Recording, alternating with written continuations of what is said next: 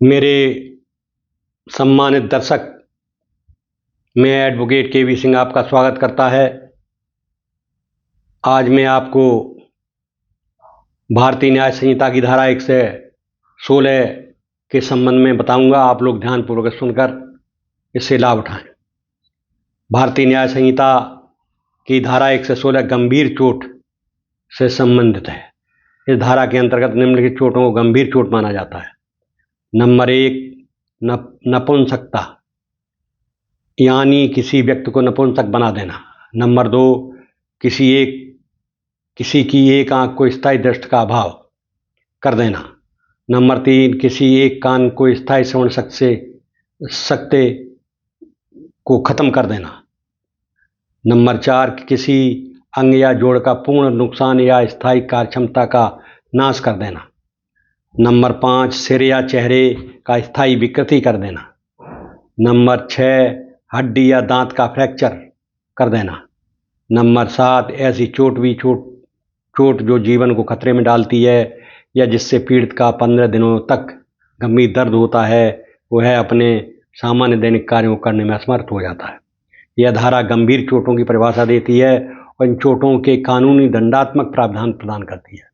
उदाहरण के लिए, यदि किसी व्यक्ति को सिर या चेहरे पर स्थायी विकृति हो जाती है या उसके किसी अंग की कार्यक्षमता पूरी तरह से नष्ट हो जाती है, तो इसे इस धारा के तहत गंभीर चोट माना जाएगा।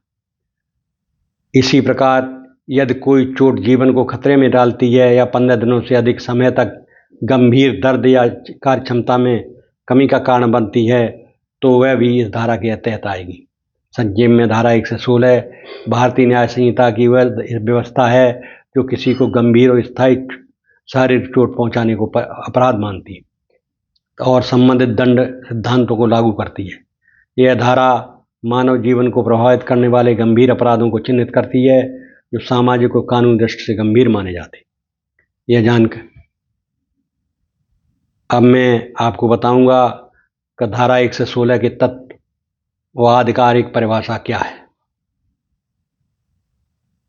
धारा 116 के तत्व इस प्रकार हैं। भारतीय न्याय संहिता की धारा 116 के तत्व और आधिकारिक परिभाषाएं निम्नलिखित हैं। नंबर 1, धारा 116 मजिस्ट्रेट को प्राप्त सूचना की सत्यता जांचने का अधिकार देती है। वह सूचना जिसके आधार पर कोई आदेश या कार्रवाई हुई है, उसकी पुष्टि या असत्यता की जांच करता है। इस धारा के तहत मजिस्ट्रेट आवश्यक साक्ष्य एकत्रित कर सकता है जिससे सूचना की सही स्थिति का पता लग सके। नंबर 3, आधिकारिक परिभाषा के अनुसार धारा 116 मुख्य निवारक प्रकृति की है और इसका उद्देश्य सार्वजनिक व्यवस्था की सुरक्षा करना है। इसमें यह भी उल्लेख है, यदि कोई व्यक्ति आदतन अपराधी है या समाज के लिए इतना खतरनाक है कि बिना सुरक्षा के उसे छोड़ना उचित नहीं है, तो इसे सामान्य ख्याति के साक्ष्य और अन्यथा द्वारा साबित किया जा सकता है। मजिस्ट्रेट के पास अधिकार होता है कि वह ऐसे व्यक्ति के खिलाफ उचित कदम उठाए जिससे शांत भंग होने से रोकी जा सके। अगला पॉइंट है, धारा 116 में न्यायिक निगरानी उचित साक्ष्यों के आधार पर व्यक्ति की सामाजिक और कानूनी स्थिति का निर्धारण होता है और जिससे शर्त के दुरुपयोग से बचा जा सकता है। संक्षेप में, धारा 116 सार्वजनिक व्यवस्था बनाए रखने और मजिस्ट्रेट को प्राप्त सूचना की सत्यता की जांच करने और उचित साक्ष्य लेने और खतरनाक व्यक्तियों के खिलाफ निवारक कार्रवाई करने का अधिकार प्रदान करती है।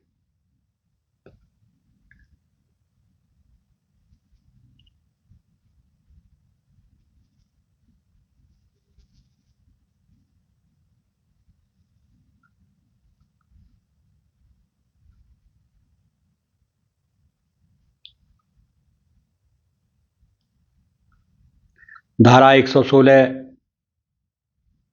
के तत्वों का व्यवहारिक उदाहरण इस प्रकार है।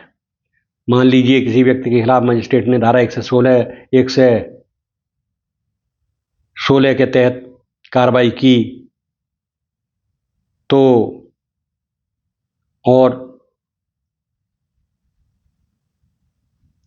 अगर वो कोर्ट में जाता है तो कोर्ट दोनों पक्षों की विवेचना सुनने के बाद अपना निर्णय करता है। इससे पहले वो अदालत कोई भी कदम नहीं उठाती, क्योंकि इसमें धारा 116 में डॉक्टरी मुआयना सबसे महत्वपूर्ण होता है।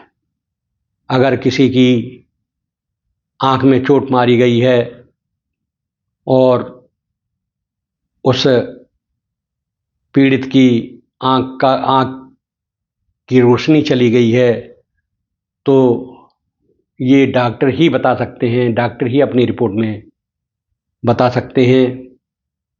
तो इस प्रकार धारा 116 में डॉक्टर का परीक्षण करना अति आवश्यक है और उसकी रिपोर्ट बहुत ही महत्वपूर्ण होती है, जिसके द्वारा ही अदालत सज़ा का निर्धारण करती है। क्योंकि ये एक विशेषज्ञ की बात है, विशेषज्ञ डॉक्टर की बात है कि कोई भी अंग कितना काम कर रहा है और कितना काम नहीं कर रहा है। मान लीजिए कान में चोट पहुंचाई है तो उसका सुनना बंद हो गया है, तो वो भी कान का डॉक्टर ही बता सकता है। इस प्रकार अगर डॉक्टर लिख कर देता है कि ये गंभीर चोट पहुंचाई गई है, तो सज़ा भी गंभीर ही होगी।